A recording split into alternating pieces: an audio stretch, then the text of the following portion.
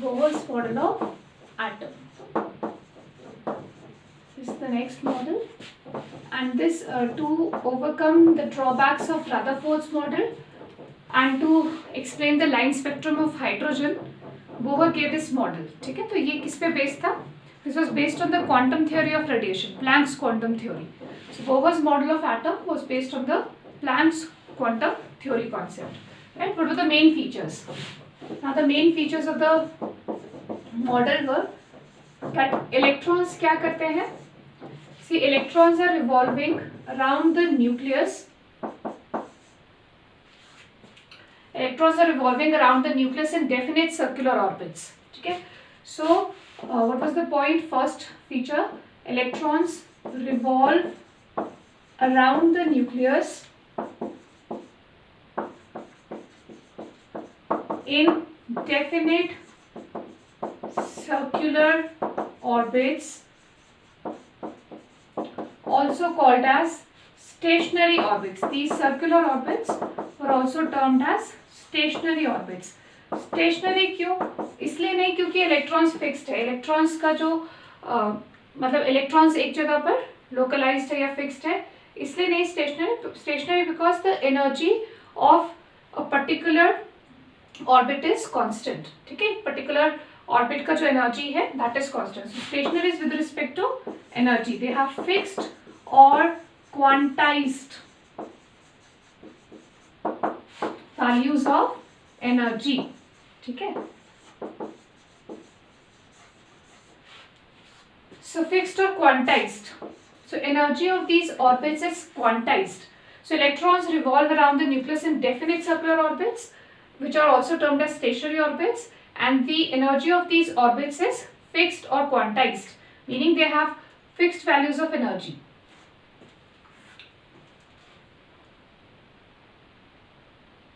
Right? From here he could explain the stability of atom. अब उसने बोला कि जब तक इलेक्ट्रॉन जैसे देयर आर और circular orbits present around the nucleus. ठीक है, बहुत सारे इस तरह के सर्कुलर ऑर्बिट्स है अराउंड द न्यूक्लियस. अब ये जो सर्कुलर ऑर्बिट्स है इनका एनर्जी कैसा है? फिक्स्ड है. Quantized means fixed values of energy. Now till the time the electron is in a particular orbit, जब तक वो एक पर्टिकुलर ऑर्बिट में है तो वो एनर्जी गेन भी नहीं करता और लूज भी नहीं करता. ठीक है, so till the time electron is revolving in a particular orbit it will not lose or gain energy because its energy is fixed. Its energy is based on the energy level where it is present. तो अब उसका क्योंकि energy fixed है, वो energy lose या gain नहीं कर रहा है, तो क्या होगा?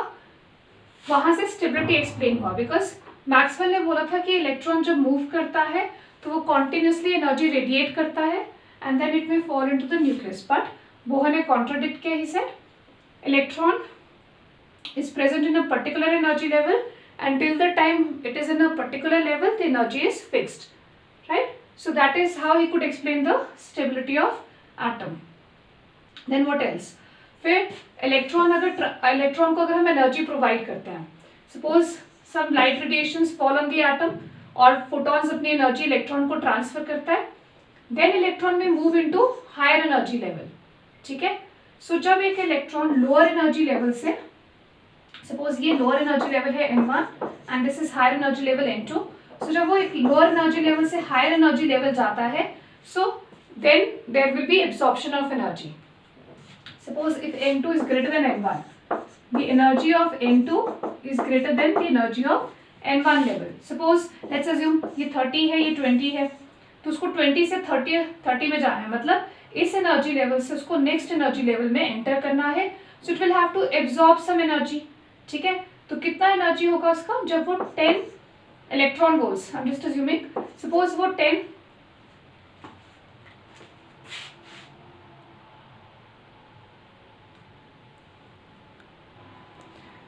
अगर उसको हायर एनर्जी लेवल में जाना है, so it will absorb some energy. ठीक है, and this energy absorbed is equal to the difference of the two energy levels.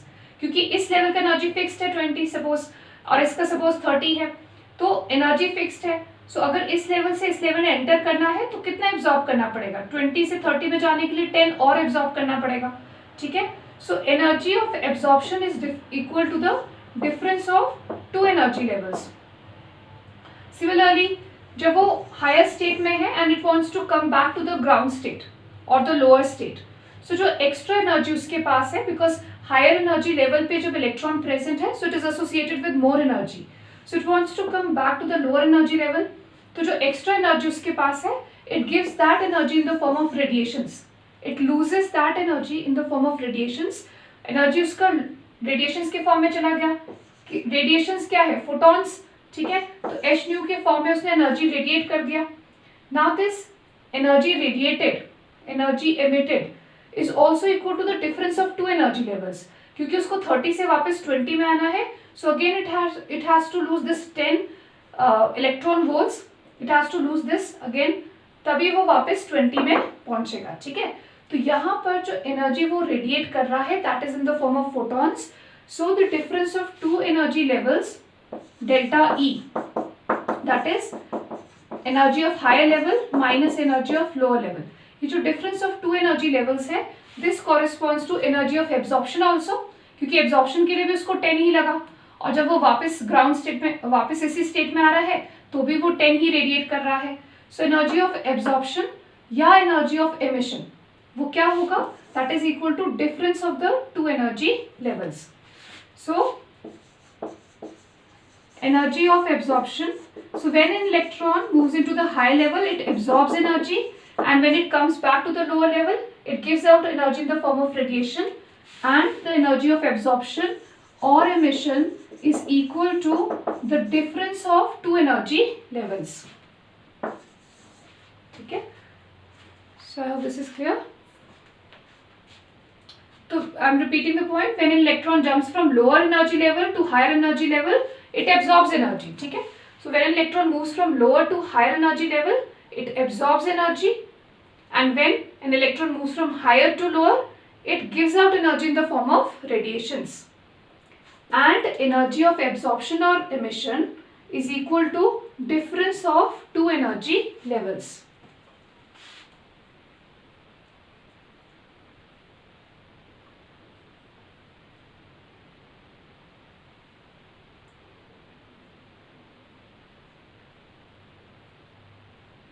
ठीक है? And energy of absorption and emission क्या है? सेम है. पर्टिकुलर ऑर्बिट्स के लिए जैसे हमने ये 30-20 लिया, तो दो ऑर्बिट्स के लिए जो energy of absorption and emission है वो सेम है. बस ये ध्यान रखना है कि जब एब्जॉर्ब हो रहा है तो इसका साइन पॉजिटिव लेंगे, और जब एमिट हो रहा है तो इसका साइन नेगेटिव लेंगे. ठीक है? So either you write it as E1 minus E2, उल्टा लिख सकते हो, या फिर आपने वैल्यू कैलकुलेट कर दी फिर नेगेटिव साइन. तो जो एनर्जी ऑफ एमिशन है, because energy is being emitted, so sign क्या लेंगे? delta E will be taken as negative for emission. ठीक है? exothermic process होगा ना, emission means energy is being given out, so delta E will be taken as negative.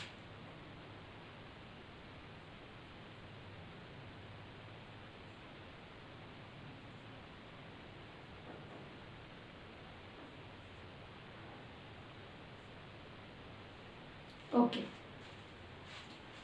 so let's see the next point.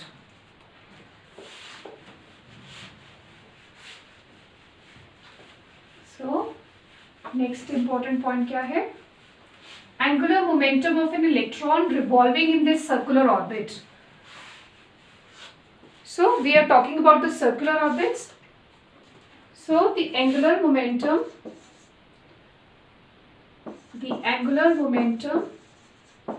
of an electron revolving in a particular orbit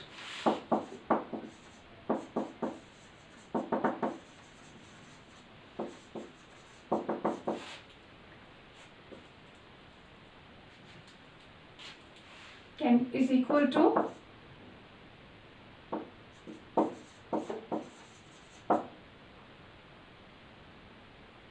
given by nh by 2 pi. So angular momentum of an electron in a particular orbit is calculated from this expression nh by 2 pi. Now what does this mean? N is an integer here. It can have values 1, 2, 3 and so on.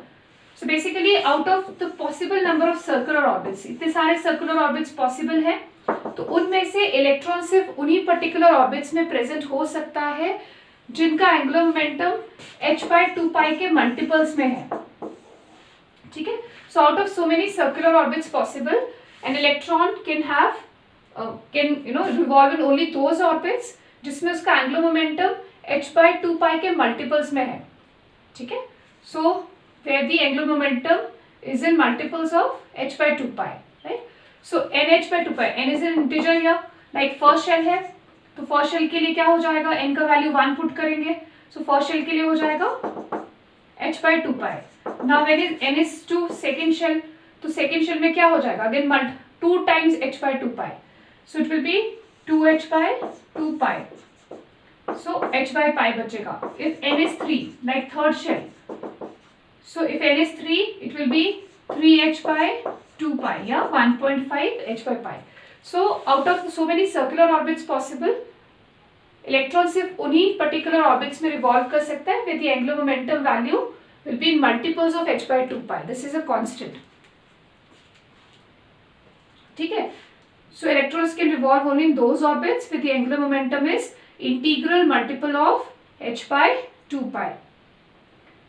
अब circular orbits में जो angular momentum होता है that is mvr. In a circular orbit angular momentum is taken as mvr. तो angular momentum की जगह हमने क्या लिख लिया, mvr, and it is equal to nh/2π. ठीक है. Angular momentum is equal to mvr in circular orbits.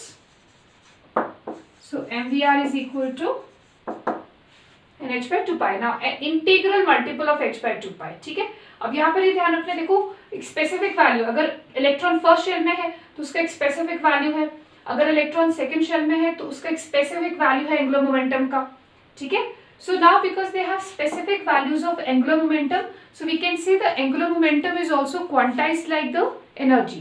Like the energy is quantized, energies of particular orbits are fixed. In the same way, the angular momentum values are also fixed. h तो constant है, Planck's constant, pi का value भी constant है, तो यहाँ से constant value आएगा. Same way h/π से constant वैल्यू आएगा. So first energy level के लिए जो angular momentum निकालेंगे, if electron is present in the first energy level, so it will have fixed values. ठीक है. So we can say angular momentum values are also fixed, or angular momentum is quantized. It has quantized means fixed values of angular momentum. ठीक है. So angular momentum is also quantized just like the energy. It also has fixed values.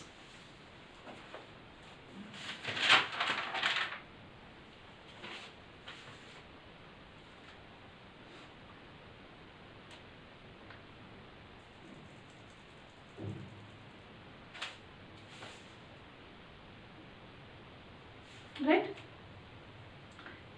Now another important point. So after the quantized values of energy, quantized values of angular momentum. उसके अलावा he calculated the energy expression, radius, velocity, kinetic energy and many more things related to hydrogen atom. ठीक है. So basically जो Bohr का जो applicability है, it is applicable, बोहर concept is applicable to single electron systems, hydrogen and hydrogen like species. ठीक है. सो ये ध्यान रखना है, Bohr concept, Bohr's model is applicable to hydrogen and hydrogen like species. Hydrogen के पास कितना इलेक्ट्रॉन है, एक. तो हाइड्रोजन लाइक स्पीशीज कैसे हो जाएंगे, जैसे helium 1 positive. Helium 1 positive, helium has 2 electrons, atomic number 2. But 1 positive means एक इलेक्ट्रॉन रिमूव कर दिया, so it is left with 1 electron. Lithium 2 positive, lithium is atomic number 3, so after you remove 2 electrons, it is left with 1 electron. Likewise, beryllium 3 positive, etc. So all of these have 1 electron. So they can be called as single electron systems. तो जो single electron systems है या single electron containing species है, उसी में ही Bohr concept apply कर सकते हैं. ठीक है, it is because he studied hydrogen.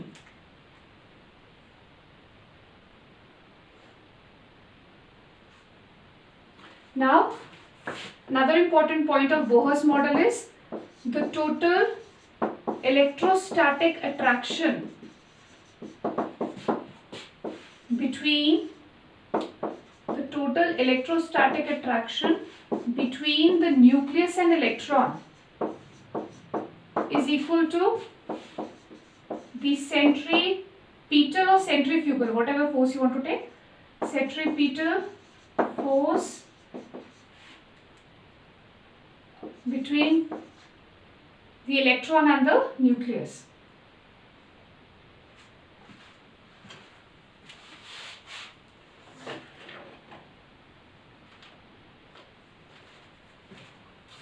मैं इसको सेंट्रीफ्यूगल ले रही हूँ, ठीक है.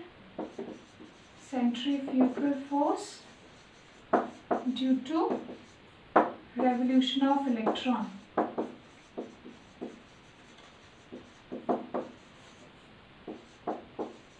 around the nucleus. ठीक है. Now let's understand this. देखो क्या है, हमारे पास न्यूक्लियस है और ये इलेक्ट्रॉन रिवॉल्व कर रहा है around the nucleus. Now electron is negatively charged and the nucleus is positively charged. So due to opposite charges there is a force, ionic force, also called as electrostatic force. ठीक है. So this electrostatic force between the nucleus and electron is equal to the centripetal force also. देखो ये जो electrostatic force है, this kind of keeps the electron in a circular motion. समझ में आ रहा है? इसको थोड़ा सा ध्यान से सुनना. इलेक्ट्रोस्टैटिक फोर्स किसके बीच में? आयनिक फोर्स है इलेक्ट्रॉन और न्यूक्लियस के बीच में. Because of opposite charges there is electrostatic force. अब इस इलेक्ट्रोस्टैटिक फोर्स की वजह से the electron is kept in a circular motion. So the force which is responsible for circular motion of an object is centripetal. So this centripetal force is kind of provided by the electrostatic attraction. So this must be equal to electrostatic force. ठीक है. तो centripetal force जो होता है that is mv square by r. Mass into centripetal acceleration. ठीक है. So mass into centripetal acceleration होता है v square by r. तो mv square by r is your centripetal force. और इलेक्ट्रोस्टैटिक फोर्स जो होता है that is equal to k q1 q2 upon r square.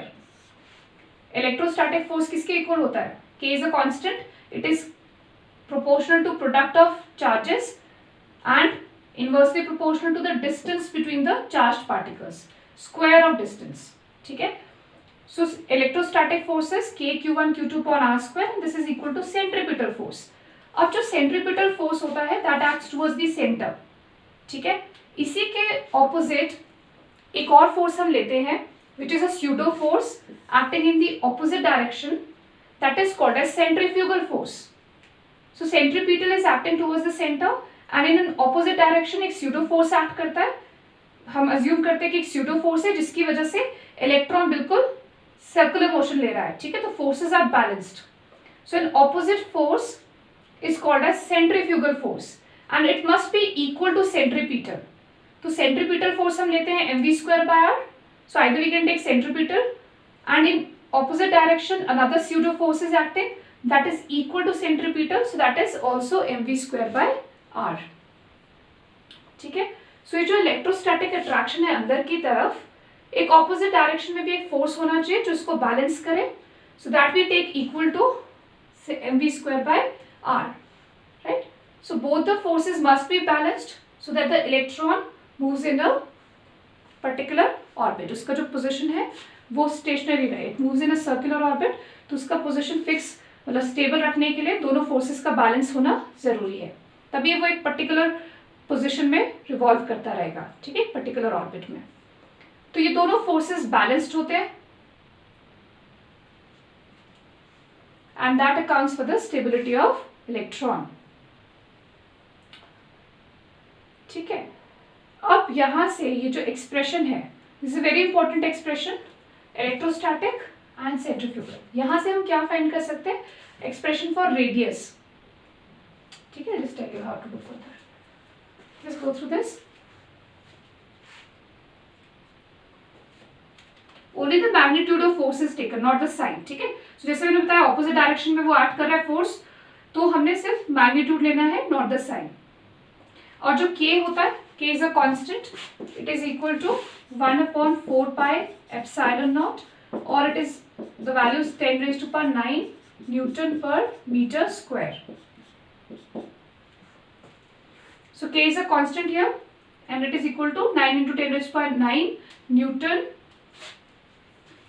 क्या आ जाएगा यहाँ पर, k is equal to f force Newton में आ जाएगा, ठीक है। डिस्टेंस आ जाएगा मीटर स्क्वायर में, और चार्ज का product coulomb square, newton metre square पर कूलम स्क्वायर।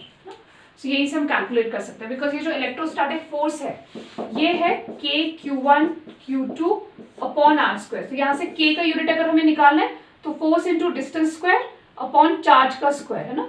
तो फोर्स का न्यूटन हो गया, डिस्टेंस का मीटर, एंड चार्जेस के लिए coulomb. So k is a constant having value 9 into 10⁹ newton metre square पर coulomb square. Now let's find the expression for r। radius of an orbit. Just go through this, then we'll start with the calculation of radius of a particular orbit.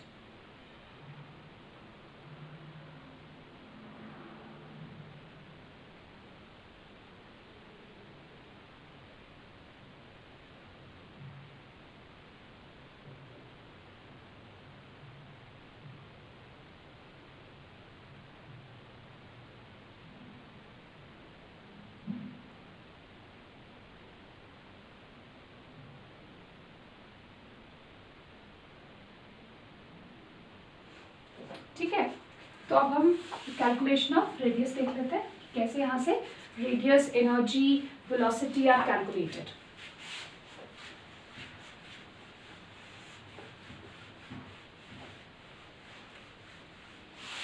So now we will take two expressions. The first one is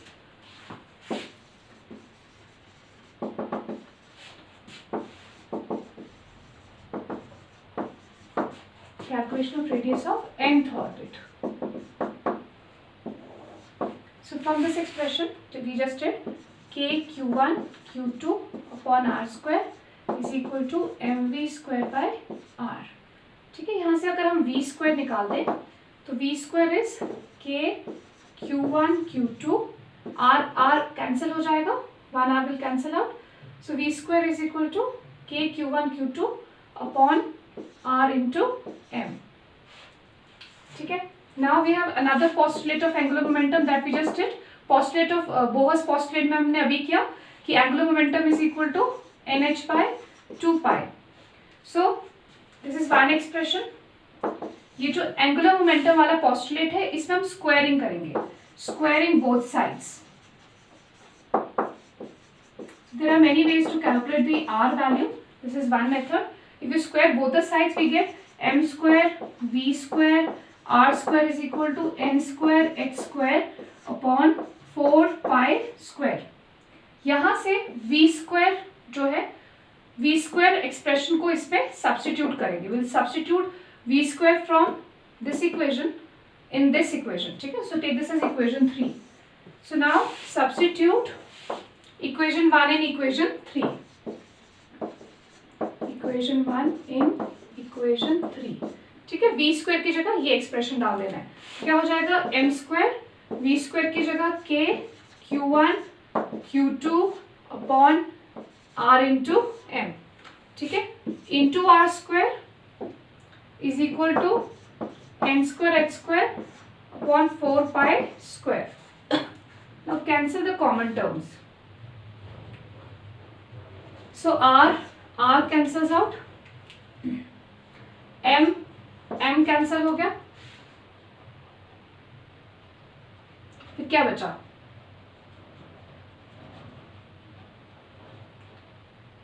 अच्छा यहां पर ये जो q1 q2 इसको हम substitute करेंगे.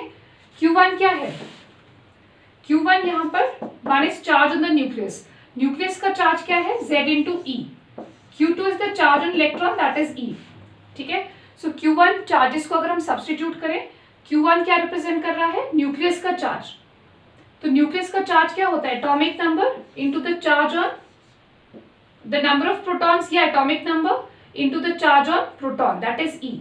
So number of protons multiplied with the charge gives you the total charge of nucleus, और E is the charge on electron. तो जो दो चार्ज पार्टिकल है उनका टोटल चार्ज हमने ये लेना है, तो Q1 Q2 की जगह हम ये पुट कर लेंगे ZE इंटू E. तो ये क्या क्या बचा, M K ZE into E R equals to n square h square upon 4 pi square. Now from here R को निकाल देंगे, R क्या हो जाएगा, n square h square upon 4 pi square m k z e square. ठीक है, take all this to the other side, पूरा इस तरफ लेके जाओ, सिर्फ R हम यहाँ पर छोड़ देंगे, तो R हमने निकालना है यहाँ से radius. So n square h square upon 4 pi square m k z e square. This is the expression of radius for nth orbit. Let's go through.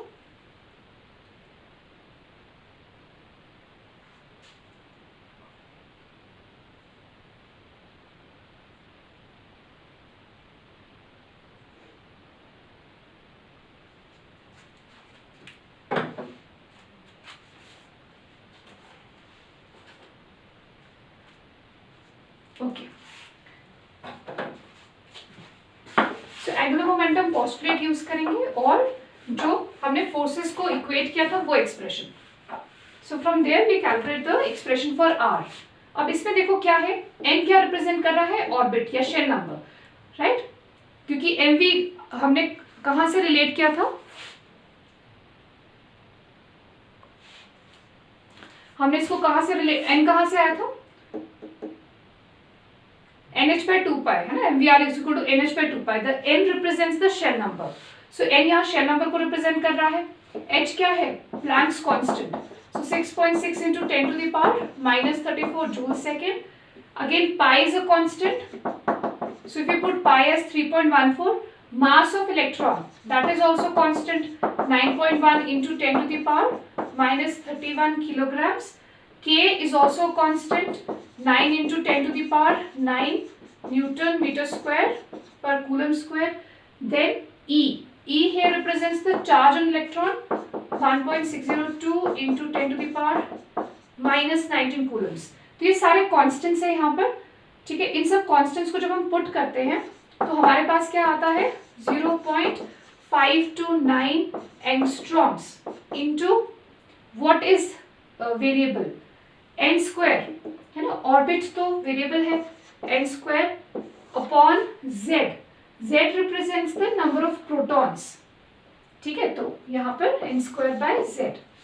सो बाकी सारे कांस्टेंट्स हमने पुट कर लिए. h इज प्लैंक्स कांस्टेंट 4, पाई की value put किया, mass of electron, k charge on electron.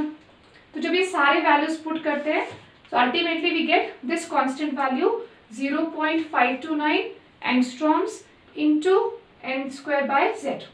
अब इसमें जो n है वो क्या रिप्रेजेंट कर रहा है, ऑर्बिट और द शेल नंबर. ठीक है, ऑर्बिट और शेल नंबर. फर्स्ट ऑर्बिट है, सेकेंड ऑर्बिट है, we can call it as energy level. Orbit, energy level, shell number सब एक ही बात है. ठीक है, सो n रिप्रेजेंट कर रहा है ऑर्बिट और z क्या रिप्रेजेंट कर रहा है, z represents the atomic number of the element. Atomic number of an element. See, the atomic number is equal to number of protons. So if it is hydrogen, the atomic number is 1. But अगर hydrogen like species हम use कर रहे हैं तो उनके atomic numbers change होंगे, है ना. तो number of protons change होगा तो charge on nucleus will change. तो z variable है अगर हम hydrogen के अलावा कोई और hydrogen like species use कर रहे हैं. So radius of nth orbit के लिए ये final हमारा expression है. ठीक है, so remember this expression also, n square h square upon 4 pi square m k z e square. और इसी में कांस्टेंट्स को पुट करने के बाद हमारे पास ये एक्सप्रेशन आ गया. तो will be using this expression for calculation. Now for example हमने रेडियस निकालना है फर्स्ट ऑर्बिट का. If you want to calculate the radius of first orbit, radius of first orbit of hydrogen atom, ठीक है। तो फर्स्ट ऑर्बिट अगर आपको दिया है तो n का वैल्यू क्या लेंगे, 1। First orbit means n value 1। Atomic number for hydrogen, because hydrogen atom है, तो atomic number for hydrogen is also 1। तो फर्स्ट ऑर्बिट ऑफ हाइड्रोजन का हमारे पास क्या आ जाएगा, radius of first orbit of hydrogen will be 0.529 angstroms. Now this radius was calculated by Bohr, so it is also called as Bohr's radius.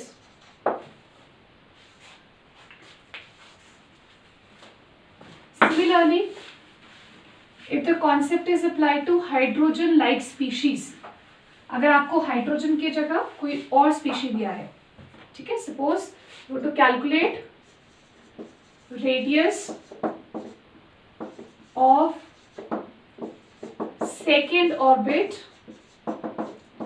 Of helium 1 positive ion, ठीक है। अब ये ध्यान रखना, बोहर के जितने भी कॉन्सेप्ट है वो सिंगल इलेक्ट्रॉन सिस्टम्स के लिए एप्लीकेबल है। तो हम हीलियम एटम नहीं ले सकते क्योंकि हीलियम एटम के पास 2 इलेक्ट्रॉन्स है। सो सिंगल इलेक्ट्रॉन सिस्टम्स के लिए ही ये सारे कैलकुलेशंस हैं, एप्लीकेबल है, ठीक है। So radius of second orbit, so the formula is 0.529 into n square. तो n का वैल्यू क्या है, n is second orbit, तो second shell, so 2 square upon z. Now z, the atomic number of helium is 2, तो यहाँ क्या आ जाएगा 2, ठीक है। so 0.529 into 2 square by 2, so 2 square cut जाएगा तो हमारे पास आ जाएगा 0.529 into 2 angstroms. Now we can also write the same expression as in picometers, ठीक है। अगर आपको पिकोमीटर्स में पूछा है तो ध्यान रखना है कि ये इधर शिफ्ट हो जाएगा। तो radius of nth orbit in picometre is 52.9 picometres into n square by z। तो अगर ऑप्शन में एंगस्ट्रॉम की जगह पिकोमीटर्स लिया है तो इंस्टेड ऑफ 0.529 क्या लेंगे, 52.9, है ना, 2 zeros राइट शिफ्ट हो जाएगा। 1 angstrom is equal to 10 to the power minus 10 meters and 1 pico is 10 to the power minus 12 meters.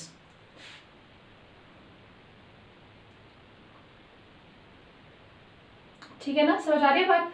तो अगर मेरे पास 0.529 एंगस्ट्रॉम्स है तो आई multiplied with 100, I divided by 100।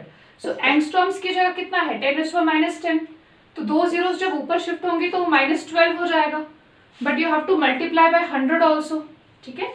So angstroms की जगह हम लिख सकते हैं 10 to the power -10, 2 zeros इसमें इंक्लूड करेंगे तो -12 हो जाएगा, but you have to multiply by 100 also, ठीक है। So 52.9 picometres. So when you convert it into picometres then take it as 52.9, या लास्ट में भी आप कन्वर्ट कर सकते हो, तो सिंपली मल्टीप्लाई बाय 100।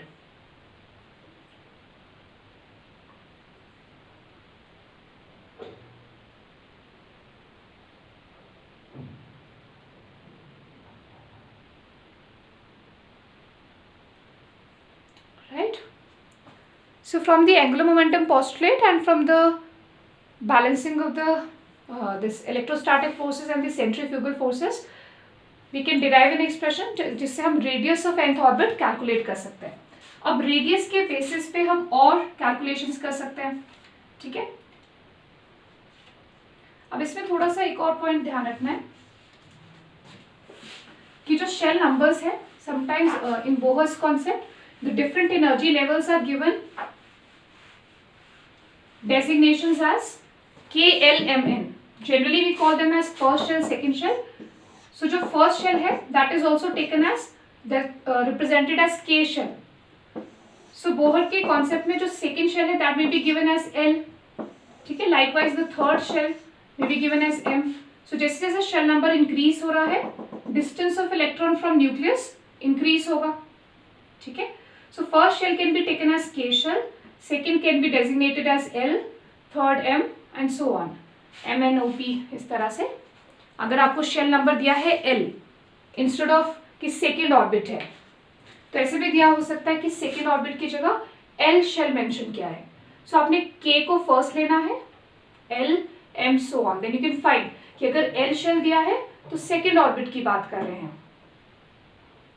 ठीक है. So the orbits are also designated as k, l, m, n so on according to Bohr's concept.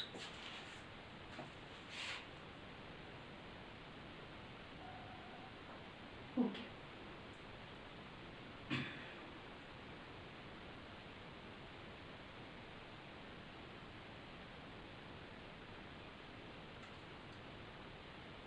Now इस n1 स्टेट जो है इसको k शेल बोलते हैं और इसको ग्राउंड स्टेट भी बोल देते हैं, ठीक है, because it is closest to the nucleus. इससे लोअर एनर्जी लेवल किसी का भी नहीं है, है ना. So generally ground state corresponds to the lowest energy state. So ये जो फर्स्ट एनर्जी लेवल है या फर्स्ट शेल या फर्स्ट ऑर्बिट जिसको हम कह रहे हैं, ठीक है, फर्स्ट क्या बोल रहे हैं, first energy level, first orbit, first shell, this is also refer to as ground state because first level में एनर्जी इलेक्ट्रॉन का मिनिमम होता है and as it goes away from the nucleus the energy increases. So this corresponds to the ground state. अब electron जब यहाँ से next state में आएगा तो उसको एक्साइटेड स्टेट बोलेंगे और ठीक है यहाँ लोएस्ट एनर्जी स्टेट है तो ग्राउंड स्टेट. इसके बाद वाले जो भी स्टेट्स होंगे they will be termed as excited states. Now first excited state क्या होता है, first excited state is the state बिल्कुल जो नेक्स्ट होता है ग्राउंड स्टेट के. दैट मीन्स n का value 2. So first excited state is the state which is closest to the ground state. ठीक है, मतलब ग्राउंड स्टेट n1 है तो उसके क्लोजेस्ट n2 हो गया, तो फर्स्ट एक्साइटेड स्टेट हो गया n2. सेकेंड एक्साइटेड स्टेट उसका नेक्स्ट वाला, तो सेकेंड एक्साइटेड स्टेट अगर आपको क्वेश्चन में दिया है तो n क्या लेंगे 3. सिमिलरली यहाँ पर अगर ये आगे जा रहा है इलेक्ट्रॉन एनर्जी एब्जॉर्ब करके हायर स्टेट में जा रहा है, so that is called as excitation of electron. So excitation हो रहा है, it is moving into higher state. So first, second, third, so एकदम नियरेस्ट वाला फर्स्ट स्टेट है, फिर second, so on third state. So third state में third excited state and will be taken as 4. ठीक है, so if an electron moves from the ground state into first excited state or maybe second, third, so on, so you have to consider the next levels. इस तरह से आगे आगे फिर आगे जाते जाना है. ठीक है, जो इमीडिएटली साथ में है ग्राउंड के, ग्राउंड स्टेट के, वो first energy first excited state है. ये टर्म्स यूज होंगी तो you have to be careful.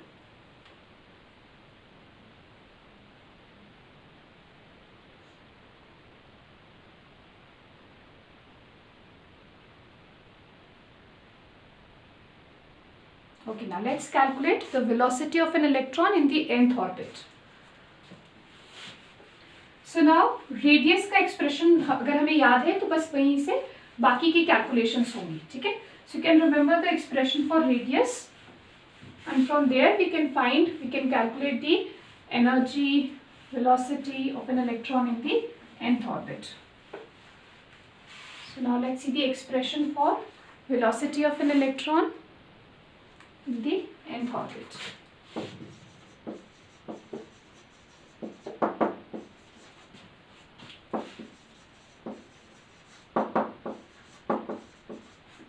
Calculation of velocity of an electron in the nth orbit. So using the angular momentum postulate, mvr is equal to nh by 2 pi. This is your angular momentum postulate. Angular momentum is equal to nh by 2 pi. Now radius of nth orbit is n square h square upon 4 pi square m k z e square. ये हमने जो expression calculate किया अभी पहले वो है. ठीक है, तो let's take it as equation 2. Now substituting 2 in 1. So we'll substitute this radius expression in the first equation. Now substituting equation 2 in equation 1. So r की जगह हमने ये radius का expression substitute करना है. So mv आर कौन सा, ये वाला, ठीक है। इसकी जगह हम putting this n square h square upon 4 pi square m k z e square is equal to nh upon 2 pi. Now from here we will find v. So cancel the common terms and find v. V here stands for velocity of the electron. So देखो m cut गया, m cancels out. Then what else? N on the right hand side, n on the left cancels out. H on the right, h on the left cancels out. ठीक है, पाई पाई ए cancel हो गया, 2 से ये cancel हो जाएगा 2 times, right. Now what is left? So v is equal to, यहां पर बचा 2 pi k Z e square, सो 2 pi k Z e square upon n h, ठीक है। So just cancel the common terms, फिर देखो क्या बच रहा है, that is equal to v ना। तो हमारे पास क्या बच रहा है, 2 pi k Z e square upon n h. So this gives the velocity of an electron in the nth orbit, because v क्या रिप्रेजेंट करता है यहाँ पर, velocity।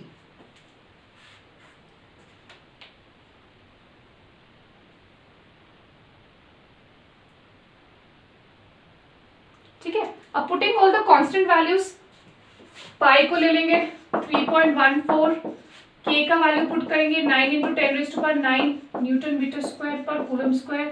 Then E is again the charge on electron, 1.602 to 10 to the power minus 19 coulombs. H is your Planck's constant, so minus 34 joule second।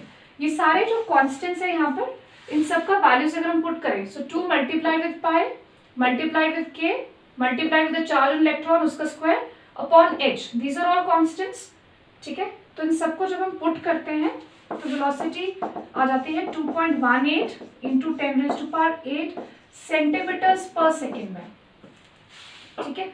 और z और n variable है, क्योंकि atomic number change करेगा for hydrogen like species, and n also represents the orbit number of the shell number, that is also variable. First shell का अलग होगा, second shell का velocity अलग होगा। So this is a constant multiplied with z by and divided by n,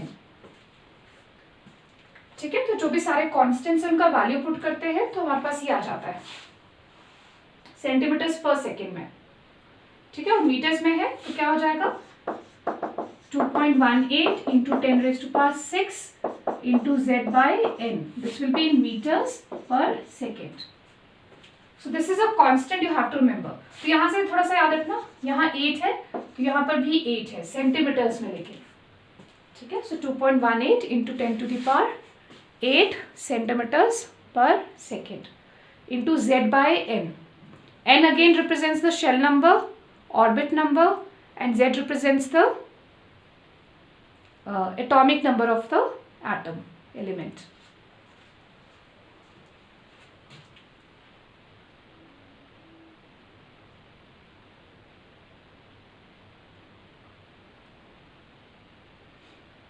ठीक है, तो velocity of electron की पावर क्या है, 10⁶ है ना। और जब हम कंपेयर करते हैं, मतलब अगर आप फर्स्ट ऑर्बिट का electron low, suppose put z as 1 n as 1, first orbit of hydrogen atom. So first orbit के लिए n1 है, z1 है, तो हमारे पास वेलोसिटी क्या आ जाएगा फर्स्ट ऑर्बिट का, तो velocity of the first orbit will be approximately 2.18 into 10 to the power 6, I am taking this value, 6 meters per second. Now if you compare this with your velocity of light, ठीक है, तो velocity of light से compare करो, velocity of light कितना होता है 3 into 10⁸ meters per second, तो approximately कितना आ रहा है रेशो, मतलब 2.1 और 3 को अगर हम इग्नोर कर दें, मतलब if you just ignore this part, अगर सिर्फ पावर्स को कंपेयर करें तो कितना आ रहा है 10⁶ by 10⁸, so 6 cancels out, what are we left with 10⁻², मतलब 1/100 times approximately, ठीक है. So when the velocity of electron is compared with that of light, it is approximately 1/100 times the velocity of light. 1/100 times the velocity of light. ठीक है, relatively.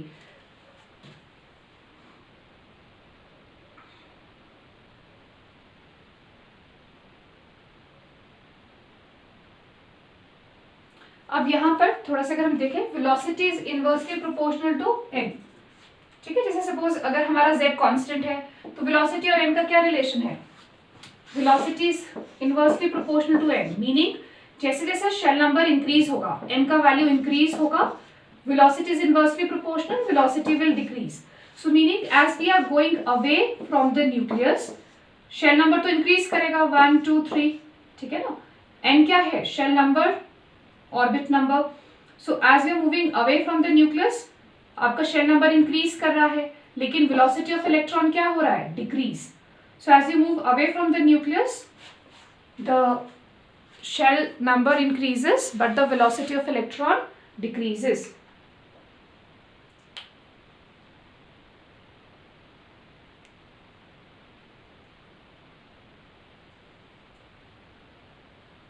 And v is directly proportional to z. अगर हम n को constant रख दें तो v और z का क्या रिलेशन है? v is directly proportional to z. Meaning अगर एटॉमिक नंबर किसी एलिमेंट का इंक्रीज हो रहा है तो velocity of electron in a particular orbit, suppose if the orbit is same and the atomic number of the element is increasing, atomic number increase करेगा तो velocity क्या होगा? It will increase. So directly proportional to z or the atomic number, and inversely proportional to n, the shell number.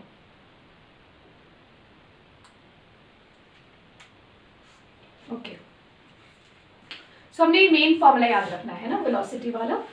बाकी ये radius का expression याद रखेंगे तो बाकी वेलोसिटी एक्सप्रेशन ऑटोमेटिकली आ जाएगा.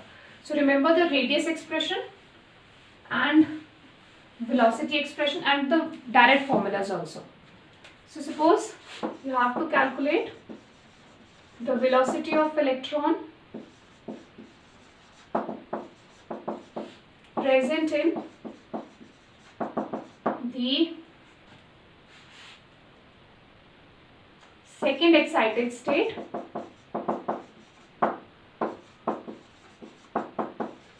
of lithium 2 positive ion.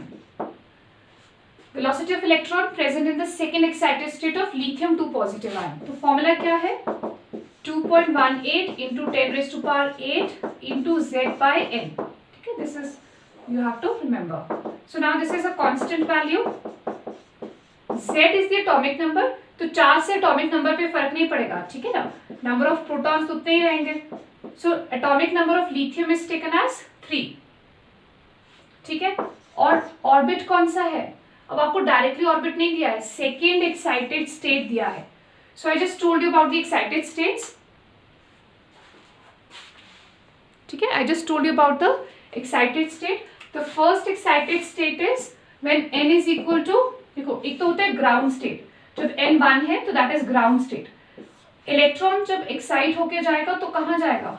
Second orbit में, तो वो उसका फर्स्ट एक्साइटेड स्टेट है, ठीक है. यहाँ पर हमने लिया है सेकेंड, तो second excited state is the level next to the first.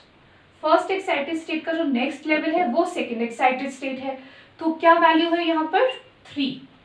तो ये थोड़ा सा ध्यान रखना है. सो n का वैल्यू हम यहाँ पर 3 लेंगे. Second excited state, okay. So 3 will cancel out. Velocity of the orbit will be, velocity of electron is 2.18 into 10 raised to power 8 centimeters per second. अब ये जो velocity हमारे पास आ रही है second excited state of lithium की, the same velocities of hydrogen, velocity of electron when it is present in first state, first orbit of hydrogen atom, ठीक है. जब हमने Z1 लिया था और N1 लिया था तब भी सेम वैल्यू आया था, 10 raised to power 8 meters per second, centimetres पर सेकेंड. सो इस तरह से भी क्वेश्चन आते हैं कि velocity of first orbit of hydrogen, velocity of electron present in first orbit of hydrogen is equal to, so they'll give you options, they'll give you all these cases, second excited state of lithium, maybe first excited state of helium, इस तरह से options होंगी. तो हमें ये देखना है कि किस केस में वेलोसिटी सेम आ रहा है. ठीक है, तो second excited state of lithium का वेलोसिटी किससे रिजेंबल कर रहा है? velocity of electron present in the first orbit of hydrogen atom.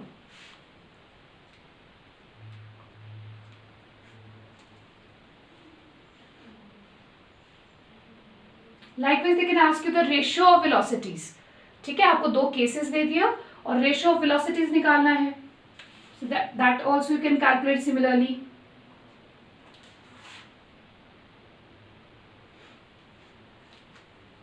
ठीक है, तो इसी में अगर आपको दे दिया calculate the ratio of, just changing the question, calculate the ratio of velocity of electron present in the second excited state of lithium and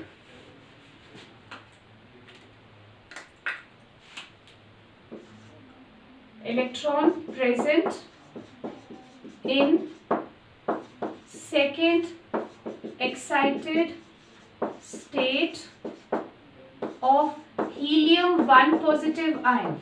So to find the ratio of velocities of electron present in second excited state of lithium and that present in second excited state of helium 1 positive ion. ठीक है, या first excited state कर लेते हैं. Present in first excited state of helium 1 positive, right. So यहाँ पर क्या करना है? रेशियोज फाइंड करना है. So same way will do it. So velocity of lithium to velocity of helium 1 positive.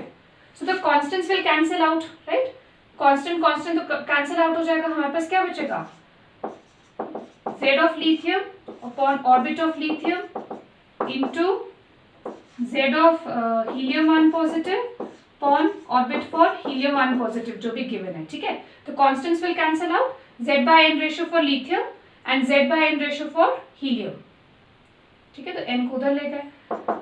So Z of lithium हमें पता है 3 है और ऑर्बिट ऑफ लिथियम हमने ऑलरेडी कैलकुलेट किया, दैट वाज 3. हीलियम के लिए क्या होता है? एटॉमिक नंबर 2 और फर्स्ट एक्साइटेड स्टेट का मतलब क्या है? 2. ठीक है, सो हमारे पास ये कैंसिल हो रहा है. So the ratio is 1:1.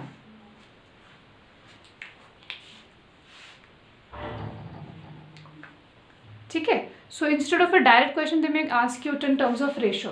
Find the ratio of velocities of electron present here and here. They may give you 2 cases and वहाँ से velocity निकालना है.